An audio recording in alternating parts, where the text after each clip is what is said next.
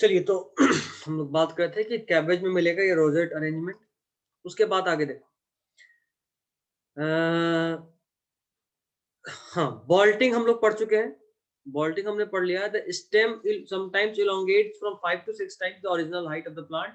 This is called bolting. बॉल्टिंग में क्या होता है कि स्टेम तो लंबा होता है, बट ये जो लीफ है इन दोनों के बीच का इंटरनोडल डिस्टेंस बहुत ज्यादा घट जाता है। तो लीफ के अरेंजमेंट को बोलते हैं रोजेट अरेंजमेंट। और एक मिनट रुको, एक मिनट रुको, एक मिनट रुको,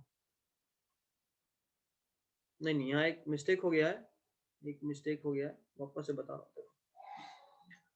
होता यूं है ना कि बहुत सारे प्लांट में पहले से रोजेट अरेंजमेंट होता है, पहले से रोजेट अरेंजमेंट होता है, लेकिन जैसे ही आप उसके रिप्रोडक्टिव फेज शुरू होने से पहले उसमें जिब्रेलिल का ट्रीटमेंट कर दिए, तो अचानक से इंटरनोडल डिस्टेंस जो है वो बहुत ज्यादा बढ़ जाता है, और इसको बोलते हैं बॉल्टिंग।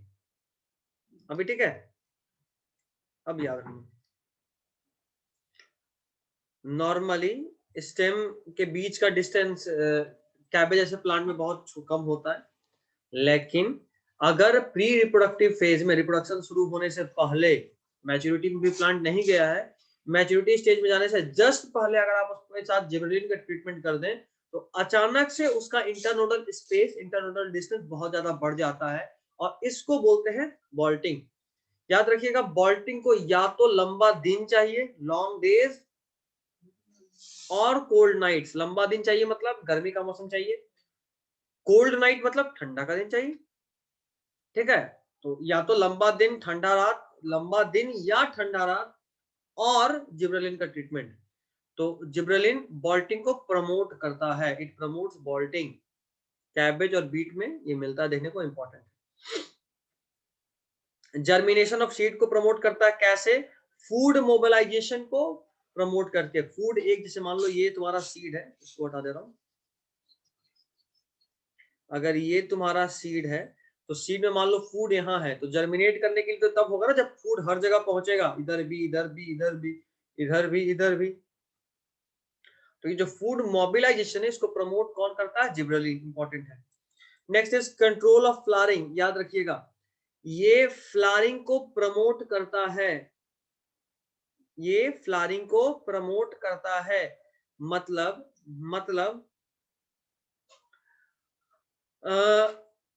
एक सेकेंड, दो तरह का प्लांट हुआ, लॉन्ग डे प्लांट और दूसरा होता है short day plant. Long day plant मतलब ऐसा प्लांट जो गर्मी के दिन में उगे, क्योंकि उसी वक्त दिन लंबा होता है, तो उसमें ये फ्लावरिंग को प्रमोट करता है।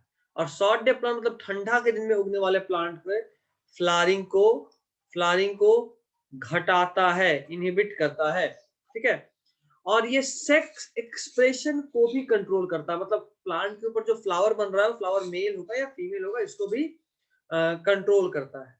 जैसे कैनबिस का अगर आप एग्जांपल ले लो, कैनबिस सटाइवा, भांग का नाम अगर आप सुने हैं तो भांग का scientific name is cannabis, cannabis family से बिलोंग करता है। तो उनमें मेल फ्लावर को प्रमोट करता है। मेल फ्लावर मतलब देखो,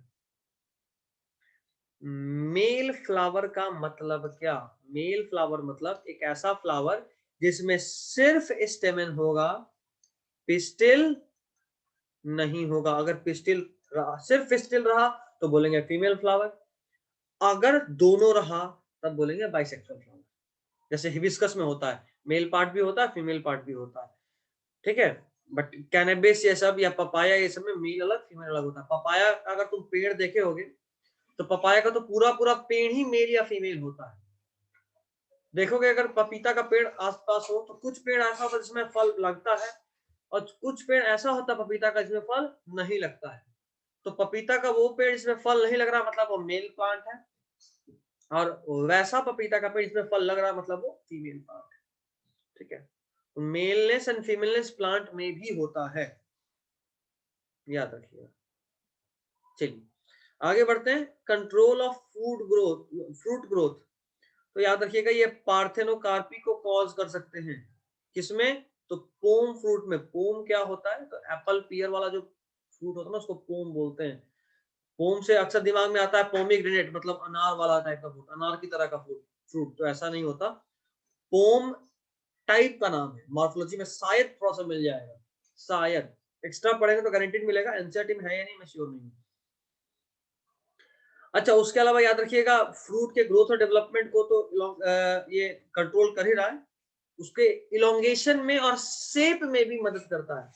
फल का शेप सुंदर होगा या नहीं होगा, अगर आप देखे होंगे कद्दू, है ना, अगर आप गौर देखें तो देखे होंगे कुछ तो एकदम सीधा सीधा सा लंबा सा गोल मटोल सा होता है, कुछ का शेप टेढ़ा होता है, ऐसा अलग अलग शेप में।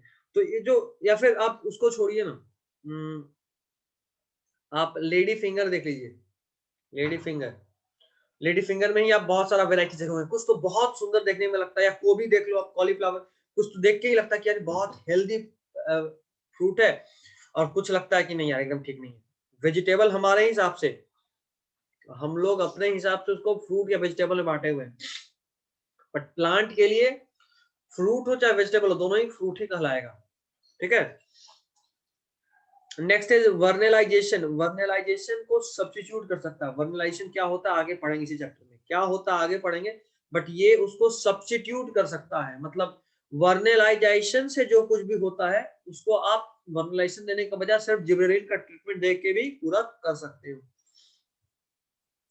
नेक्स्ट पॉइंट, डोरमेंसी, ये डोरमेंसी को ओवरकम करता है। डोरमेंसी क्या होता है, what is dormancy? inactive stage of plant, inactive stage of plant,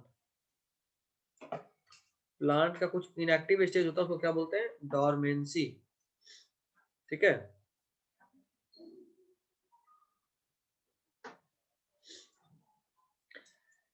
next, stem के हाइट को बढ़ाता है, ग्रो करता है, ये तो आप जान ही रहे थे, पहले ही पढ़ चुके थे, लेकिन उसका एक इफेक्ट देखिए, इसी के वजह से, इसी के वजह से आप देखो, आप अगर बात करो शुगर केन का, है ना, शुगर केन का अगर आप बात करो ईख का, तो उसमें जो भी प्रोडक्ट है सब कुछ तो उसके स्टेम के हाइट में है, जितना लंबा ईख होगा आप उससे उतना ज्यादा रस निकाल सकते हो। तो अगर आप जिब्रेलिन को यूज कर रहे हो शुगर केन के कल्टीवेशन में, तो उसका लेंथ या आप ये बोलो स्टेम का हाइट बहुत ज्यादा बढ़ जाएगा, इससे यील्ड बढ़ जाता है, तो ये याद रखना है। नेक्स्ट इज मैच्योरिटी पीरियड को थोड़ा जल्दी कर देता है। मैच्योरिटी पीरियड जल्दी मतलब प्लांट या एनिमल से जैसा बायोलॉजिकली अगर आप मैच्योर हो गए, मतलब you are able to reproduce now, अगर आप में रिप्रोडक्शन का एबिलिटी आ गया मतलब बायोलॉजिकली आप मैच्योर हो गए हो। तो प्लांट के लिए वही बात है, प्लांट के मैच्योरिटी को थोड़ा जल्दी लाता है, मतलब कि उसमें सीड प्रोडक्शन का एबिलिटी को फास्ट कर देता है, ठीक है। नेक्स्ट, सब याद ही करना है, सिर्फ मैं समझा रहा हूं। नेक्स्ट इज कुछ कॉमर्शियल एप्लीकेशन, जो ग्रेप्स हैं उनका जो स्टॉक होता है ना, आप लेते होगे तो वो बिल्कुल लड़ी के फॉर्म में होता है, एक ऐसा रहा, उससे एक ग्रेप, दो ग्रेप, तीन ग्रेप, ऐसा इधर, है ना, ऐसा निकला, एक इधर एक इधर एक इधर, ये जो स्टॉक है उसके साइज को बढ़ाता है। पोम फ्रूट्स में पार्थेनोकार्पी कराता है, ये एक बेकार पॉइंट है। नेक्स्ट पॉइंट इज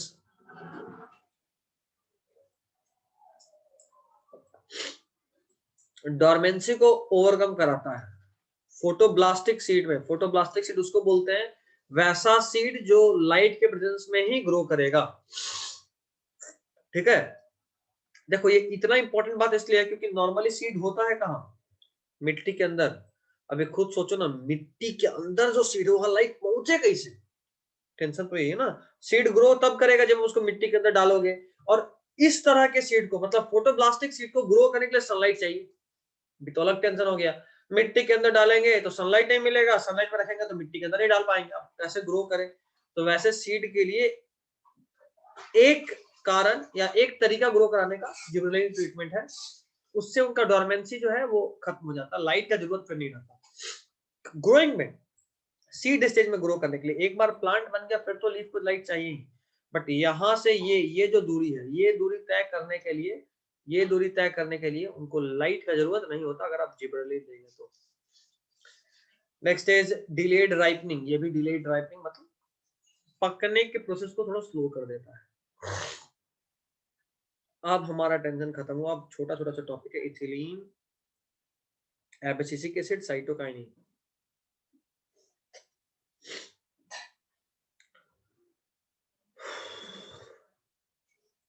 चलो साइटोकाइनिन देखते हैं।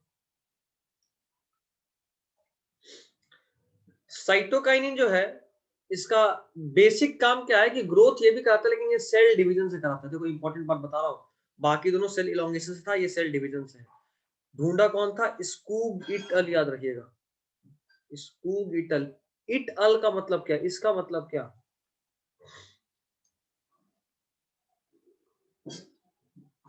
इस ईटल का मतलब क्या? इसका मतलब होता है एंड कलीग्स। मतलब स्कूब तो थे ही, स्कूब और उनके साथ ही मिलकर इसका खोज किए थे। कहाँ खोज किए थे? तो कैलस, कैलस क्या बोलते हैं? सेल के मास को कैलस बोलते हैं। 10th में आप टिश्यू कल्चर में पढ़े होंगे, सेल के मास को कैलस बोलते हैं। किसके कैलस में? टोबैको के स्टेम में। टोबैको मतलब तंबाकू, उसके स्टेम में ये मिला था। और ये ऐसा देखा गया था कि जो तंबाकू या टोबैको का जो स्टेम है वो तभी ग्रो कर रहा है जब ऑक्सीजन के साथ साथ, ऑक्सीजन के साथ साथ ऑक्सीजन भी, और उसके साथ साथ आप दो तीन चीज में से कोई एक चीज डालिए। क्या डालिए? या तो आप उसमें ईस्ट का एक्सट्रैक्ट डालिए, या आप उसमें कोकोनट का मिल्क डालिए। कोकोनट मिल्क मतलब नारियल पानी, कोकोनट मिल्क डालिए, या फिर आप डीएनए डालिए, या फिर वैस्कुलर टिश्यू का एक्सट्रैक्ट डालिए। वैस्कुलर टिश्यू मतलब जाइलम फ्लोएम। ऑक्सीजन के साथ साथ इन चारों में से कोई एक डाल रहे हैं तभी वो ग्रो कर रहा है। और ये इसके बाद में जाके मिलर इटल जो है, ये नहीं पूछेगा, मिलर इटल जो है वो बाद में पता किए कि सेल डिवीजन के लिए जो स्टिमुलेट कर रहा है उसको नाम दिए काइनेटीन। क्या नाम दिए? काइनेटीन। ठीक है। बाद में उसको पता चलना, बाद में पता किया गया तो पता चला कि वह 6 फरफ्यूराइल अमाइनो परप्यूरिन, 6 फरफ्यूराइल अमाइनो परप्यूरिन। ठीक है। और बाद में उसका नाम रख दिया गया साइटोकाइनिन। स्टार्टिंग में उसको सिर्फ काइनेटीन बोलते थे, यही काइनेटीन बाद में क्या बन गया? साइटोकाइनिन। कहां पे मिला था भाई? तो इसका प्रिकर्सर होता है टीआरएनए।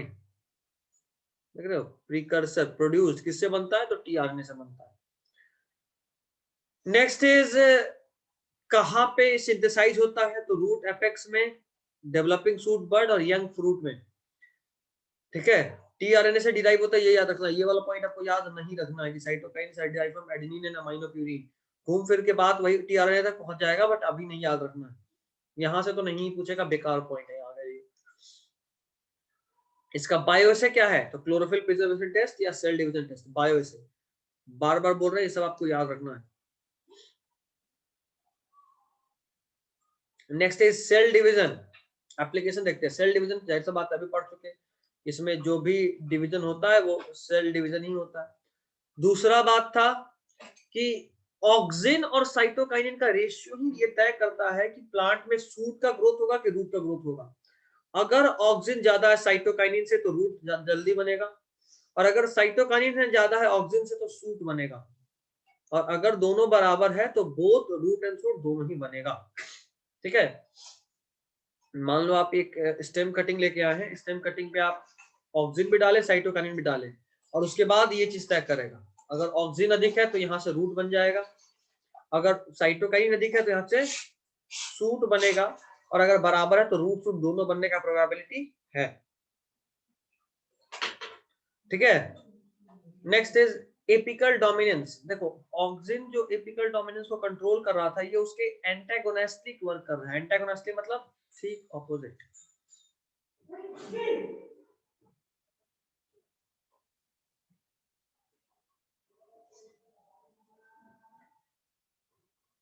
एपिकल डोमिनेंस से जो डोमिनेशन हुआ था एपेक्स का, साइटोकाइन उसको अपोज करता, रोकता है। ठीक है। It acts antagonistic to the control of apical dominance. Next is delay in senescence. ये भी मरने में देर कराता है, ठीक है। डिले इन सेनेसेंस, सेनेसेंस मतलब बूढ़ा होना, इसमें डिले कराता है। Next is flowering. देखो जो जिबरेलिन था वो मेलनेस बढ़ा रहा था, और साइटोकाइनिन जो है वो फीमेलनेस बढ़ाता है, ठीक है। जिबरेलिन में याद आ रहा है, मेल प्लांट का प्रोडक्शन बढ़ा देता है जिबरेलिन, मेल मैस्कुलिन इफेक्ट होता है उसका, और साइटोकाइनिन का जो इफेक्ट है वो फेमिनिन है, ठीक है। Induce flowering in certain species and breaking of dormancy भी ब्रेक करता है। तो देखो हम लोग अभी तक 3-4 चीज देख लिए। पहला बात, ऑक्सिन, साइटोकाइनिन और जिबरेलिन तीनों का तीनों ग्रोथ प्रमोटर है, तीनों का तीनों ग्रोथ प्रमोटर है। इसके बाद आएगा इथिलीन, जो कि ग्रोथ प्रमोटर भी है, ग्रोथ इनहिबिटर भी है, बट अगर ओवरऑल बोले तो उसको ग्रोथ इनहिबिटर बोलेंगे। ज्यादा चीज वो रोकता है, कुछ चीज को बढ़ाता है। और abscisic acid totally growth inhibitor है। अच्छा, इसका ट्रांसपोर्ट, साइटोकाइनिन का ट्रांसपोर्ट भी फ्लोएम से होता है। नेक्स्ट इज, देखो प्रमोट फीमेलनेस है ना लिखा हुआ, फीमेलनेस को बढ़ाता है। मतलब अगर किसी प्लांट पे आप साइटोकाइनिन का छिड़काव करेंगे तो उसमें फ्रूट अधिक होगा, क्योंकि उसमें फीमेल फ्लावर ज्यादा होंगे। फीमेल फ्लावर ज्यादा होंगे तो जाहिर सा बात है जैसे ही फर्टिलाइजेशन होगा तो फ्रूट बनेगा। नेक्स्ट इज कमर्शियल एप्लीकेशन क्या है, तो टिश्यू कल्चर में इसको यूज करते हैं। सेल्फ लाइफ, कोई चीज जो फ्लावर या वेजिटेबल को हम काट दिए हो, काट छाट दिए हो, उसके लाइफ को बढ़ाता है, उसको सड़ने से रोकता है। और तीसरा पॉइंट इज सेनेसेंस को ओवरकम कराता है। कोई प्लांट एकदम लगभग बूढ़ा होने चला है, उस पर अगर आप साइटोकाइनिन छिड़क दिए तो कुछ समय तक वो और यंग बना रहेगा। Next is ethylene, mind it, only gaseous natural plant growth regulator. Formula C2H2 ये होता है इथिलीन।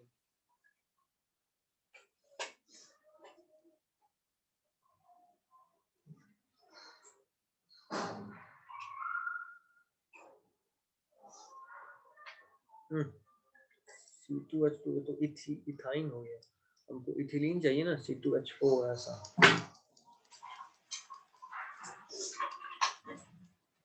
ये है इथिलीन, ओके। अच्छा, ये गैस है, ठीक है, ये एक गैस है, ये ऐसा है गैसियस प्लांट ग्रोथ रेगुलेटर। याद रखिएगा, high concentration of oxygen induce the formation of ethylene. अगर ऑक्सीजन बहुत ज्यादा बढ़ जाएगा तो जाहिर सा बात है प्लांट बहुत समय तक यंग रह जाएगा। उसी से प्लांट को पता चलता है कि अब इथिलीन बनाना भी जरूरत हो गया है, नहीं तो फिर हमारा मेरा कोई भी पत्ता टूटेगा ही नहीं, कोई लीफ पक के गिरेगा ही नहीं, और कोई फ्रूट भी नहीं गिरेगा। इसलिए इसका प्रिकर्सर क्या है, तो मिथ्योनिन है। Most widely used PGR in agriculture, याद रखिएगा। नेक्स्ट, इसका इथिलीन क्या है, triple response test, triple response test याद रखना। नेक्स्ट, एप्लीकेशन, ग्रोथ कराता है, और ग्रोथ में स्टेम जो है इसमें फूला फूला सा लगता है। नेक्स्ट, एबेसिशन, एबेसिशन भी कराता है, अभी बात किए थे। इथिलीन जो है दोनों तरीके का है, मैक्सिमम तरीके से आप बोलो तो इनहिबिटरी है, एबेसिशन भी कराता है। फ्रूट राइपनिंग, फल को पकाने के लिए, ये जो आप कार्बाइड का नाम सुने होंगे, कार्बाइड से इथिलीन ही निकलता है। कार्बाइड जो आप नाम सुने हो, कार्बाइड को जब आप फल के बीच में रखते हो तो ऑक्सीजन से रिएक्ट करके वो इथिलीन ही रिलीज करता है, और इस वजह से फल पकता है, ठीक है। और कैसे पकाता है, तो देखो रेट ऑफ रेस्पिरेशन सेल का बढ़ा देता है। सेल का अगर रेस्पिरेशन बढ़ गया तो उसका जो भी एनर्जी है वो जल्दी खत्म होगा और स्टार्व करके मर जाएगा, क्योंकि जाहिर सा बात है आप फल को पेड़ से तो तोड़ चुके हो, उसको एक्सेस न्यूट्रिएंट तो मिलेगा नहीं, जितना न्यूट्रिएंट था उतना ही था। अगर उसमें रेस्पिरेशन का रेट बढ़ गया तो उस न्यूट्रिएंट को, उस एनर्जी को, उस ग्लूकोज को जल्दी जल्दी यूज करेगा तो खत्म हो जाएगा। खत्म हो गया तो फिर भूखा मरेगा। ये जो मर गया तो समझो पकना शुरू हो गया। मरना मतलब क्या, सड़ना, सड़ने का शुरुआत इस पकना। नेक्स्ट इज फ्लावरिंग, इंपॉर्टेंट नहीं है बट याद रखिएगा, इससे भी फ्लावरिंग इंड्यूस होता है। किसमें, तो पाइनएप्पल में। पाइनएप्पल का काम ऑक्सीजन में भी आया था, लेकिन बेकार है ये पॉइंट, यहाँ पे पूरा पूरा बेकार है। नेक्स्ट इज इसका, देखो ये जो कार्बाइड बोले थे ना वही है, एथिफॉन। gaseous breaks down to release ethylene in plants. It is particularly applied to rubber plant to stimulate the flow of latex. ये राइपनिंग को बढ़ाता है एप्पल और टोमेटो में। It also causes thickening of cotton, ये इंपॉर्टेंट है। Cotton, cherry और walnut, इन तीनों प्लांट को थिन कर देता है, पतला कर देता है, ये याद रखिए। थिनिंग में रिस्पॉन्सिबल है, बाकी सारा पॉइंट बेकार है।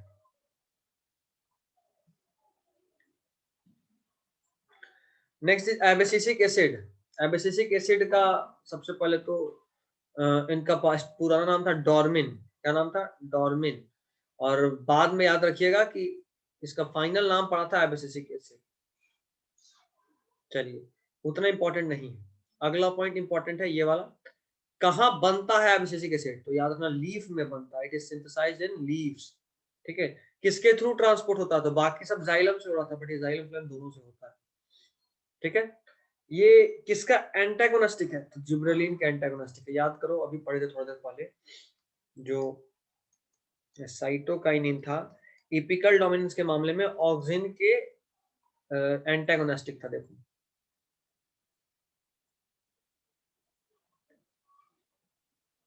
देख रहे हो, साइटोकाइनिन एंड ऑक्सिन एक्ट एंटागोनिस्टिकली, उल्टा।